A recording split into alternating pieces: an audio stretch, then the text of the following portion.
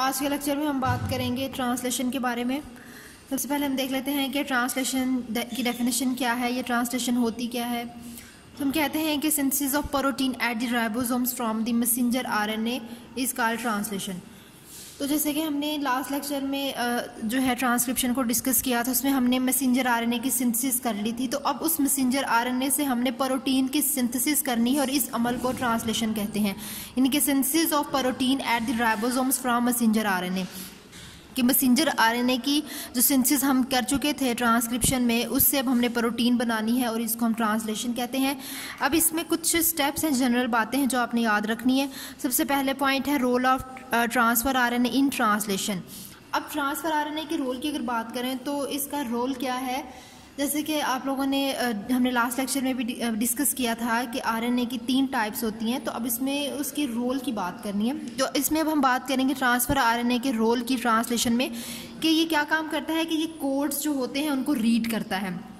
Messenger RNA पे जो हम कहते हैं कोड्स मौजूद होते हैं, उनको ये क्या काम करता है, ये उनको रीड करता है कि it reads codes on the messenger RNA and bring different amino acids. ये पहले उनको रीड करता है और फिर मुख्तलिफ जो अमाइनो एसिड्स होते हैं उनको लेकर आता है। और इस तरह जब ये मुख्तलिफ अमाइनो एसिड्स को लेकर आता है तो एक पॉलीपेप्टाइड चेन बन जाती है, यानी कि डिफरेंट अमाइनो एसिड्स एक चेन में आ जाते हैं और उस चेन को हम पॉलीपेप्टाइड चेन बोल रहे होते हैं। अब इसमें इसके स्ट्रक्चर को भी डिस्कस कर लेते हैं। अब ये इसका स्ट्रक्चर है, ठीक है। हम कह रहे हैं कि ये अमाइनो एसिड, ये बाद में हम डिस्कस करते हैं अमाइनो एसिड एक्टिवेशन। इसमें हम ट्रांसफ़र आरएनए के जो है स्ट्रक्चर को देख लेते हैं पहले। अब इसमें हमारे पास जो है ये ट्रांसफ़र आरएनए का स्ट्रक्चर है। इस तरह का एक स्ट्रक्चर होता है क्लोइड लीफ की तरह का।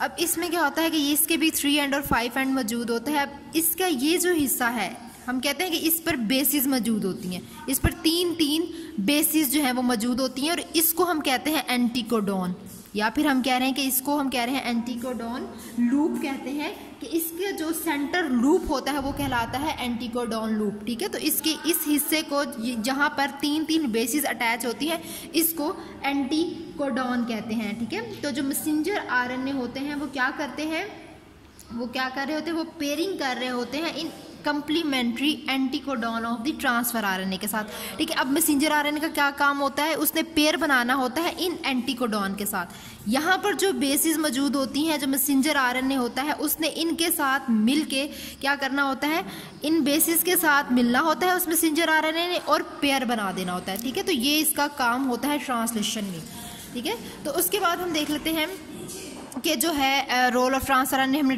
ट्रांसलेशन में देख लिया है कि ट्रांसफ़र आरएनए का जो है ट्रांसलेशन में रोल क्या है।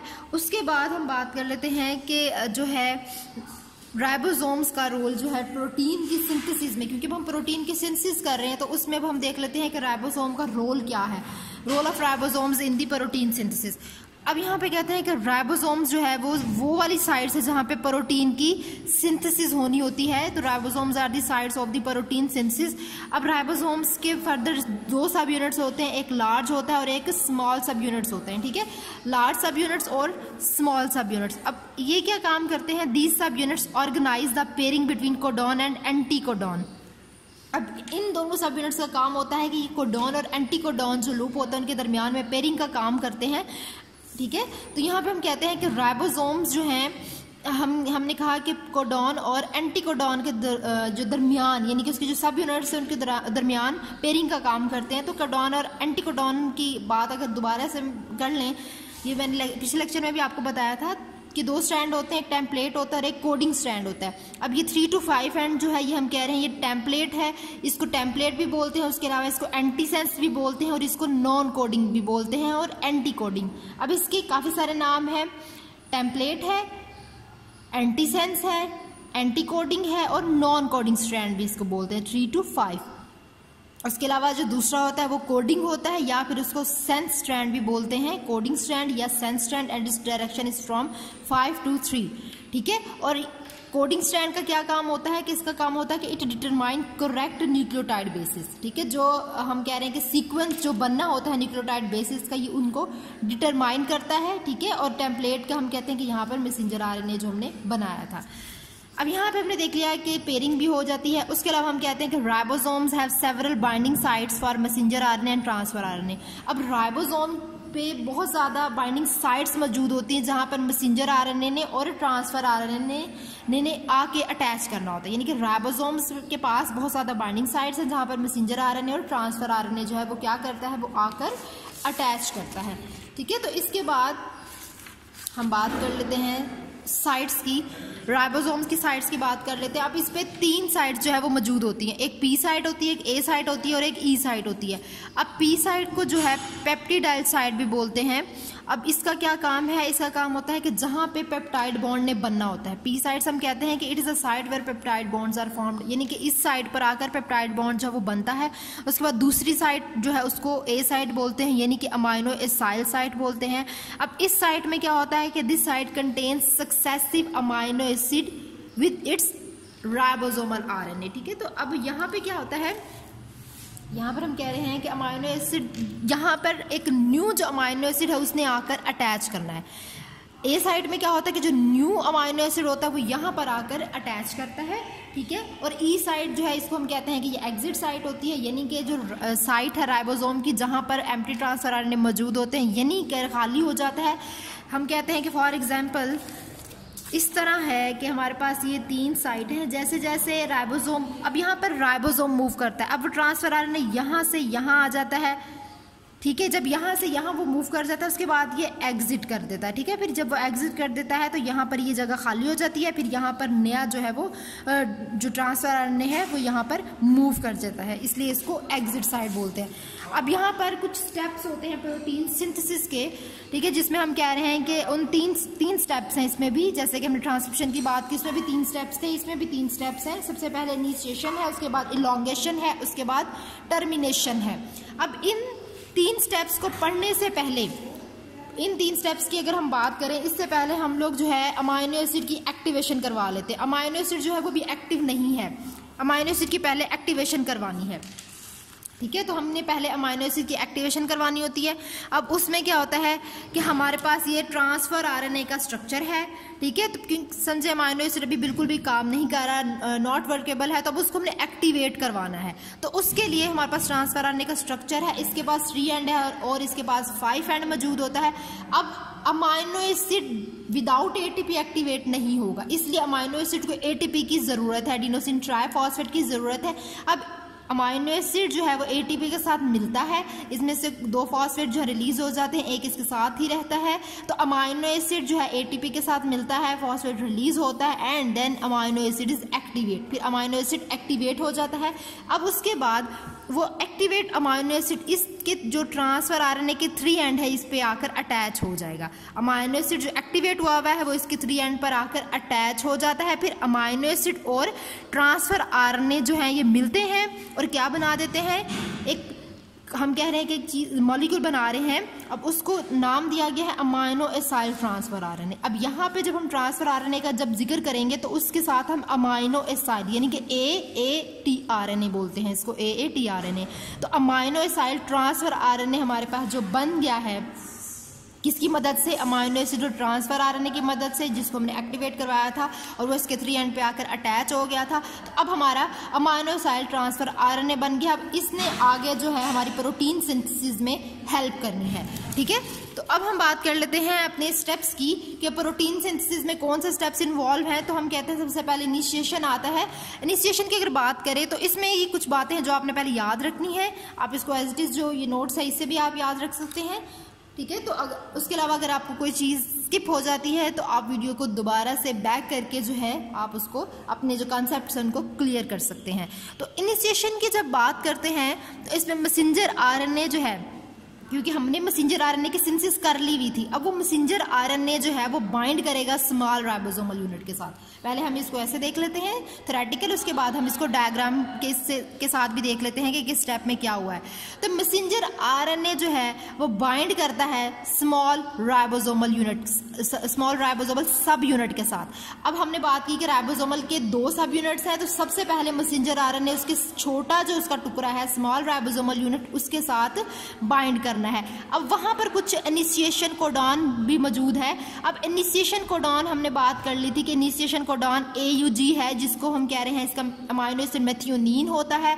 AUG इसका अमाइनो एसिड मेथियोनीन होता है, इसको मेथियोनीन भी बोलते हैं। अब यहाँ पर ये जो मैसेंजर RNA है सबसे पहले ये कहाँ पर अलाइन करेगा, उसकी P साइड पर। सबसे पहले हम कह रहे हैं वो जो AUG जो मेथियोनीन है वो उसकी P साइड पर अलाइन करता है, ठीक है। अब उसके बाद क्या होता है कि इनिशिएशन में अगर आप कलेक्टिवली देखें तो क्या होता है कि असेंबली होती है राइबोसोम्स की on the messenger RNA, assembly of ribosomes on the messenger RNA। उसके बाद अमाइनो एसिड हम कह रहे हैं एक्टिवेशन हो जाती है and its delivery to the transfer RNA। ये स्टेप मैंने आपको पहले समझा दिया है। अब यहाँ पे वही स्टेप की दोबारा बात हो रही है कि एक्टिवेशन हो रही है अमाइनो एसिड की and then its delivery to transfer RNA। यही स्टेप जो मैंने आपको पहले समझा दिया है कि उसकी एक्टिवेशन हुई and then it delivery to transfer RNA and it forms amino acid transfer RNA, ठीक है।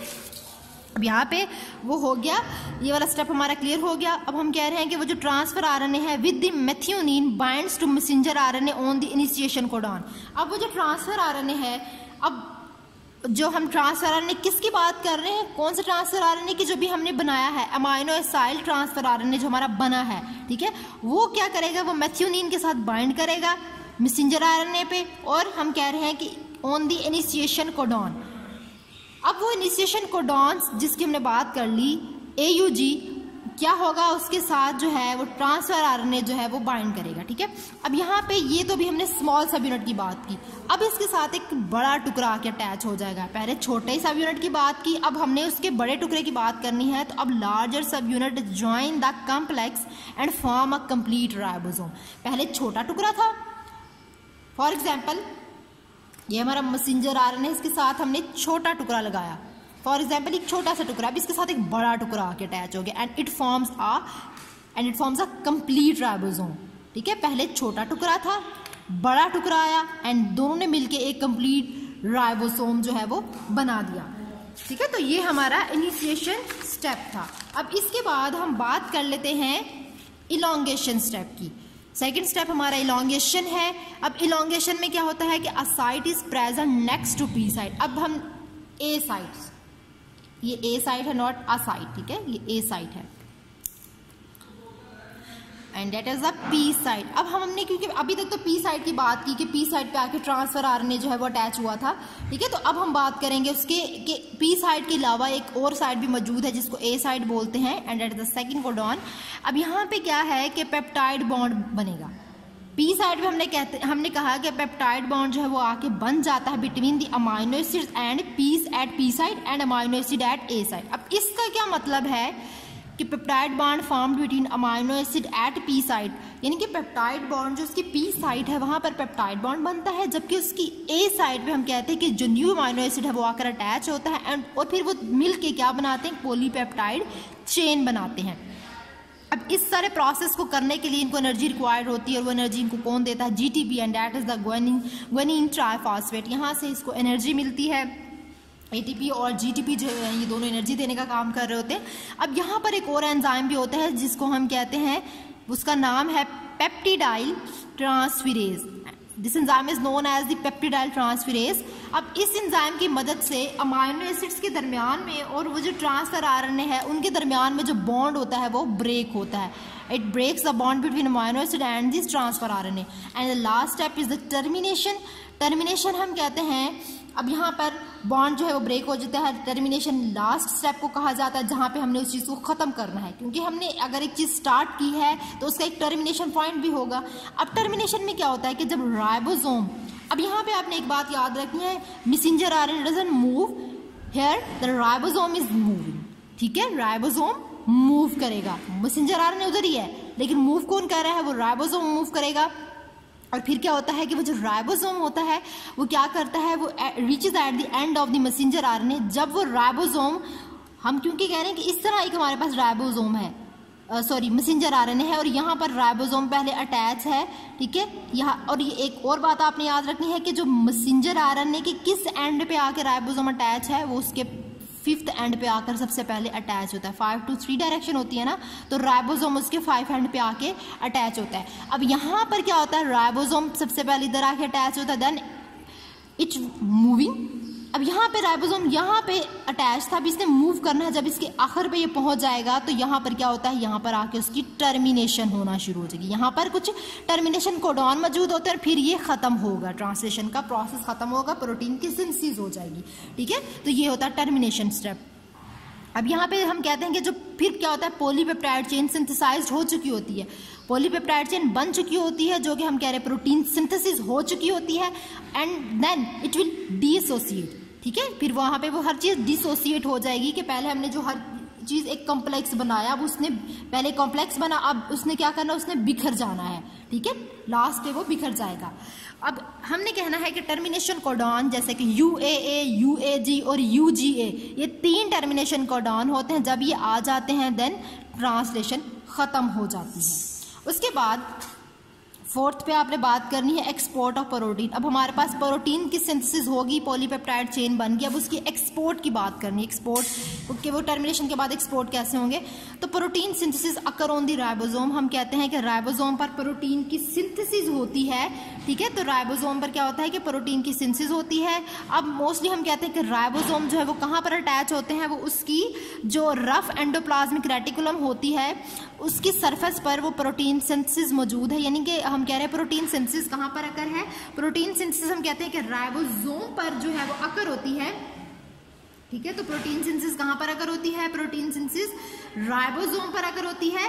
उसके अलावा हम बात करते हैं कि वो जो प्रोटीन सिंथेसिस हमने बात कर ली कि जो राइबोसोम पर अकर होती है, उसके बाद क्या होता है कि वो अटैच कहाँ पर होती है, वो उसकी रफ एंडोप्लाज्मिक सरफेस जो है उस पर अटैच हुई भी होती है। ठीक है, कि राइबोसोम। अब आपने एक बात यहाँ पे क्लियर कर लें कि प्रोटीन सिंथेसिस जो है वो राइबोसोम पर होती है, लेकिन राइबोसोम जो है वो कहाँ पर अटैच है, वो राइबोसोम अटैच है रफ एंडोप्लाज्मिक रेटिकुलम की सरफेस पर। अब यहाँ पर क्या होता है, यहाँ पर जो है क्या होना है कि न्यूली सिंथेसाइज्ड प्रोटीन जो बन जाती है। अब यहाँ पर न्यूली सिंथेसाइज्ड प्रोटीन बन जाएगी, अब वो क्या करेगी, वो मूव करेगी into ER। Newly synthesised protein moves into the endoplasmic reticulum. Rough से वो क्या किया, वो एंडोप्लाज्मिक रेटिकुलम पे मूव कर गई। न्यूली सिंथेसाइज्ड प्रोटीन सिंथेसिस होती है राइबोसोम पर अकर होती है, जबकि राइबोसोम किसके साथ अटैच होता है, वो रफ एंडोप्लाज्मिक रेटिकुलम के साथ अटैच होता है। फिर क्या होता है कि जब प्रोटीन सिंथेसिस अकर हो जाती है तो वो जो न्यूली सिंथेसाइज्ड प्रोटीन है वो राइबोसोम से एंडोप्लाज्मिक रेटिकुलम पे आ गई, और फिर एंडोप्लाज्मिक रेटिकुलम से वो मूव कर जाती है इनटू द गोल्जी अपरेटस। फिर जब वो गोल्जी अपरेटस में मूव कर जाती है, फिर क्या होता है कि it is packed into a secretory vesicles or the lysosome. फिर वो पैक हो जाती है किसमें, वेसिकल्स में और लाइसोसोम में। अब यहाँ पर हम बात कर लेते हैं उसकी डायग्राम की। ठीक है, तो हम सबसे पहले अब उसकी डायग्राम को देख लेते हैं कि इनिशिएशन, एलोंगेशन और टर्मिनेशन की। ठीक है, तो आपने इसको इस तरह जो है आपने पेपर में मेंशन कर देना है, बिल्कुल जो है इस तरह क्लियरली आपको समझ आ जाएगी। सबसे पहले हमने इस इनिशिएशन की बात करनी है। अब इनिशिएशन में हमने कहना है कि एक हमारे पास मैसेंजर RNA है जिसकी डायरेक्शन 5 से 3 एंड डायरेक्शन होती है। हम कह रहे हैं कि मैसेंजर RNA है 5 to 3 एंड मैसेंजर RNA है। अब यहाँ पर हमारे पास एक स्मॉल राइबोसोम है और एक हमारे पास लार्ज है। सबसे पहले एक हमारे पास छोटा टुकड़ा जो है राइबोसोम का, उसके साथ मैसेंजर RNA आके अटैच हुआ उसके 5 एंड पर। पहले छोटा टुकड़ा स्मॉल यूनिट जो है राइबोसोम का, उसने उसके साथ बाइंड करना है मैसेंजर RNA के साथ। ठीक है, अब इसके लिए भी एक इनिशिएशन फैक्टर चाहिए होता है जिसकी वजह से वो बाइंड करते हैं। ठीक है, अब यहाँ पर क्या होना है, वो जो हमारे पास एक्टिवेशन हुई हुई थी ना ट्रांसफर RNA की, जिसको हमने अमाइनोसाइल ट्रांसफर RNA बोला, अब वो अमाइनोसाइल ट्रांसफर RNA जो है वो यहाँ पर आके बाइंड करेगा, यानी कि और उसके साथ एक अमाइनो एसिड होगा। अब वो जो अमाइनो एसिड है वो कौन सा होगा, वो क्योंकि इनिशिएशन की बात हो रही है तो यहाँ पर वो मिथियोनिन होगा जो इसके साथ, क्योंकि अब हमारे पास अमाइनो एसिड ट्रांसफर RNA है तो हमने कहा था कि उसकी 3 बेसिस मौजूद होती हैं। अब उसके पास एक अपना अमाइनो एसिड भी तो होगा ना, जैसे फॉर एग्जांपल इसकी हमने बात की थी तो हम इस तरह कर लेते हैं कि ये हमारे पास 3 जो है बेसिस मौजूद हैं। जैसे फॉर एग्जांपल हम कह देते हैं कि इसके यहाँ पे एक हम कह रहे हैं मैसेंजर RNA है, यहाँ पर 3 बेसिस मौजूद हैं उसके, A है, U है, G है। ये इनिशिएशन बेसिस मौजूद हैं, A है, U है और G है। अब यहाँ पर हमने ट्रांसफर आरएनए की बात की कि वो इसके साथ आकर अटैच होगा। अब यहाँ पे ए के साथ यू अटैच कर देते हैं, ए के साथ यू, यू के साथ ए और जी के साथ सी। तो ये हमारा क्या हो गया, ये हमारी इनिशिएशन स्टार्ट हो गई। ए यू जी, ये क्या है, ये हमने बात की ए यू जी के साथ यू ए सी। इन दोनों ने क्या किया, इन दोनों ने अब हमारे इनिशिएशन जो है वो स्टार्ट कर देनी है, ठीक है। तो ये इस तरह जो है आकर अटैच हो जाते हैं। तो ये बिल्कुल वैसे ही है, यहाँ पर इसके वो बेसिस मौजूद होती हैं, ठीक है। अब यहाँ पर ये आकर अटैच हो गया। अब ये हम कह रहे हैं ये अमीनो एसिड ट्रांसफर आरएनए। अब ये हम कहते हैं, उसके बाद आपने ये भी याद रखना है कि ये इसके 5 एंड पे आकर अटैच होती है। उसके बाद क्या होता है कि ये पहले छोटा टुकड़ा अटैच था, अब यहाँ पर एक बड़ा टुकड़ा आ जाता है जिसको हम कह रहे हैं लार्जर सब यूनिट ऑफ राइबोसोम। अब वो इसके साथ अटैच हो गया और ये एक कंप्लीट राइबोसोम बन गया और हम इसको कहते हैं कि ये एक इनिशिएशन कॉम्प्लेक्स मौजूद है। और इस जिस तरह इसको करने के लिए मैसेंजर आरएनए को राइबोसोम के साथ मिलाने के लिए इनिशिएशन फैक्टर की ज़रूरत होती है, इसी तरह ट्रांसफर आरएनए को भी इसके साथ मिलाने के लिए इनिशिएशन फैक्टर की ज़रूरत होती है। तो ये हमारा इनिशिएशन स्टेप था। अब इलॉन्गेशन की बात करते हैं। अब इलॉन्गेशन में हम इसको डिटेल में देख लेते हैं कि वो जो 3 हमने साइड्स की बात की थी वो यहाँ पर वाजिया होंगी। अब ये हमारे पास इलॉन्गेशन स्टेप था। अब ये हमारे पास 3 साइड्स हैं, इसको हम ए साइड कहते हैं, इसको पी साइड और इसको ई साइड कहते हैं, ठीक है। तो ये 3 साइड्स बन जाती हैं। अब ये पी साइड कौन सी साइड है, ये अब कंप्लीट हमारा राइबोसोम है, ठीक है। अब ये जो पी साइड है इस पे हम कह रहे हैं कि ये एक अमीनो एसिड अपना इससे मौजूद है। ये पी साइड कौन सी है, यहाँ पर पेप्टाइड बॉन्ड बनता है। अब ए साइड कौन सी है, जहाँ पे न्यू ट्रांसफर आरएनए, वो ट्रांसफर आरएनए कौन सा है, अमाइनो एजाइल ट्रांसफर आरएनए, वो यहाँ पर आकर अटैच करता है, फिर ई साइड पे वो एग्जिट कर जाता है। अब यहाँ पर हम देख लेते हैं। अब यहाँ पर हमारे पास एक राइबोसोम है कंप्लीट, मैसेंजर आरएनए है, ठीक है। अब यहाँ पे हमारे पास एक ट्रांसफर आरएनए है। अब यहाँ पर न्यू ट्रांसफर आरएनए आते जाएंगे, देन फिर राइबोसोम मूव करता जाएगा, एक स्टेप आगे जाएगा, फिर ये ट्रांसफर आरएनए यहाँ पे मूव कर जाएगा जैसे कि इस डायग्राम में शोर है। फिर ये इधर मूव करता जाएगा, अमीनो एसिड इस तरह चेन बनाते जाएंगे एंड इट जो है यहाँ पर एग्जिट पॉइंट से वो बाहर निकलता जाता है। अब यहाँ पर एक एंजाइम होता है पेप्टिडाइल ट्रांसफरेज, जिसकी मदद से पेप्टाइड बॉन्ड जो है अमीनो एसिड के दरमियान में वो ब्रेक होता है। ट्रांसफर आरएनए और अमीनो एसिड के दरमियान में वो ब्रेक हो जाता है और फिर जो है यहाँ पर ये ट्रांसफर आरएनए जिसकी हमने बात की थी ये एग्जिट कर जाते हैं, ठीक है। जब पेप्टाइल ट्रांसफरेज की मदद से अमीनो एसिड के दरमियान में और ट्रांसफर आरएनए के दरमियान में बॉन्ड ख़त्म हो जाता है, ये तो अमीनो एसिड ने चेन बना ली, देन वो ट्रांसफर आरएनए एग्जिट से निकलता जाता है और ये अमीनो एसिड अपनी चेन बनाते जाते हैं। अब ठीक है, यहाँ पर हम टर्मिनेशन की बात करते हैं। अब टर्मिनेशन हमारा लास्ट स्टेप है, ठीक है, क्योंकि अब हमने कहा कि मैसेंजर आरएनए अपनी जगह पर ही है, ठीक है, लेकिन राइबोसोम मूव करता है, ठीक है। राइबोसोम अब उसके आखिर पे चला जाता है, उसके स्टार्ट से उसके एंड पे, ठीक है। तो ये थोड़ा सा आप इसको इस तरफ करके बना लेंगे, ये थोड़ा सा कि एंड पे उसके बना लेंगे। ये जो रेड से मैंने शो किया है ये आप इसके एंड पे कर लेंगे कि ये उसके एंड तक चला गया है, ठीक है। जैसे कि ये है ना, ये हम कह रहे हैं कि मैसेंजर आरएनए है। अब ये हमारे पास क्या है, ये उसका राइबोसोम है जो यहाँ पे मूव कर गया, उसके स्टार्ट से होते हुए उसके एंड तक मूव कर गया। अब यहाँ पर ये पॉलीपेप्टाइड चेन बन गई, ठीक है। अब यहाँ पर एक रिलीजिंग फैक्टर मौजूद होता है, ये मैंने वैसे ही यहाँ पर आपको समझाने के लिए लिखा था, लेकिन यहाँ पर ये स्टेप जो है ना, ये वाला ये इलॉन्गेशन तक है, ये चेन बन जाती है इलॉन्गेशन तक है। उसके बाद रिलीजिंग फैक्टर आपने यहाँ पर लिखना है कि ये रिलीजिंग फैक्टर मौजूद होता है। अब यहाँ पर मैसेंजर आरएनए पॉलीपेप्टाइड चेन बन जाती है। अब यहाँ पर इस रिलीजिंग फैक्टर की मदद से अब यहाँ पे क्या होता है कि यहाँ पर जब यहाँ तक पहुँच जाता है तो यहाँ पर अब वो क्या मौजूद होंगे, टर्मिनेशन कोडॉन मौजूद होंगे। और वो टर्मिनेशन कोडॉन कौन से हैं, UAG, UGA और UAA। अब जब वो यहाँ पर वो कोडॉन जो टर्मिनेशन कोडॉन आ जाते हैं लास्ट में मैसेंजर आरएनए के वो मौजूद हैं। अब यहाँ पर रिलीजिंग फैक्टर की मदद से जो हमने एक कॉम्प्लेक्स बनाया था वो बिखर जाएगा, न्यू प्रोटीन अलग, स्मॉल यूनिट अलग, लार्ज यूनिट अलग हो जाएगा। तो ये हमने देख लिया कि ये ट्रांसलेशन का स्टेप है कि प्रोटीन की सिंथेसिस हो गई, हमें एक न्यू प्रोटीन जो है वो मिल जाती है।